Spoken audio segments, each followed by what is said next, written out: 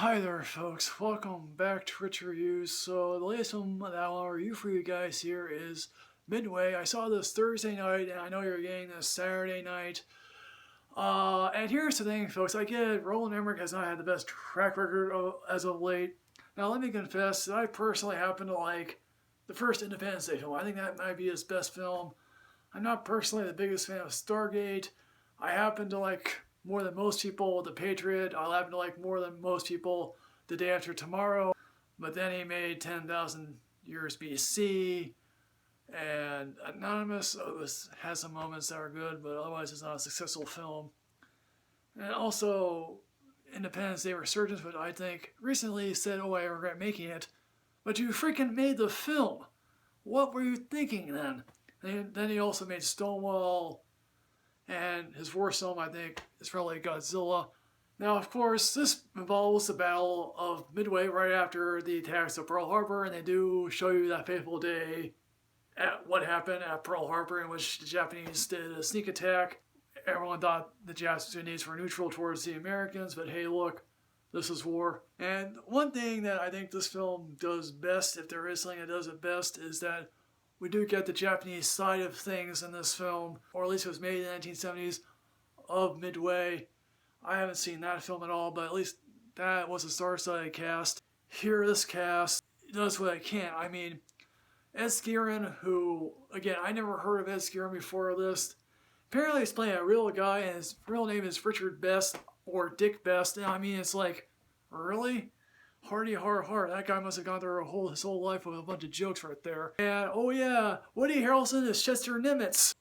And Patrick Wilson is Lieutenant Commander Layden, the man who crunched the data and accurately predicted that, yes, the Japanese would attack Pearl Harbor. At least at one point someone says, it must be nice to be correct. Basically says, no, I don't like being correct.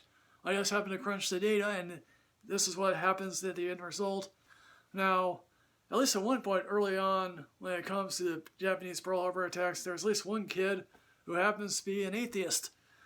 I mean, wouldn't you want to be converting to Christianity right after you survive the attack on Pearl Harbor? Darren Criss and Nick Jonas as two characters. Now, apparently I thought to myself, okay, are these characters actually just composites or made-up characters for the film? No, they're actually real. Both of them die horrific deaths. Darren Criss dies heroically, and basically, Nick Jonas gets the death that I wouldn't wish on my worst enemy here. And also many more shows up. She's basically whatever army wife that there is out there, and when she's waiting for the news that her husband might or not be dead. And I think I briefly mentioned, we got the Japanese side of things, and basically and there's always this argument within the Japanese military is that Tojo is basically like, all the Navy is good for is the transplanting the army to and back and forth, which angers that one person who is credited for some attacks on Pearl Harbor. And obviously they don't believe that there could easily be a trap in Midway, and they clearly think to themselves, okay, we have the seas to ourselves, and that way we could use this as a launching pad to get to Hawaii, to get to the West Coast and bomb from there. And oh yes, Aaron Eckhart is James Doolittle. We get some of the Doolittle right here, and I don't know how long James Doolittle survived in Japanese territory. I don't, but there are certain type of directors that can make a war film. Christopher Nolan with, Dunkirk, Steven Spielberg with Saving Private Ryan, Sam Mendes with the upcoming 1917, a film that I really want to see and hopefully I can get on my best of the year list. But Roland Emmerich is not that person who I can think of can make a war film. I don't say that with any detriment towards him. I say that with no ill will towards him. He makes a competent film here, unlike Pearl Harbor. And yes, that might be a compliment to say that this film is better than Pearl Harbor, but is that really a compliment in itself? Now, Red, there are no characters that you can identify with or at least care about in Pearl Harbor. I understand where these characters are and what their motivations are, but do I care about these people?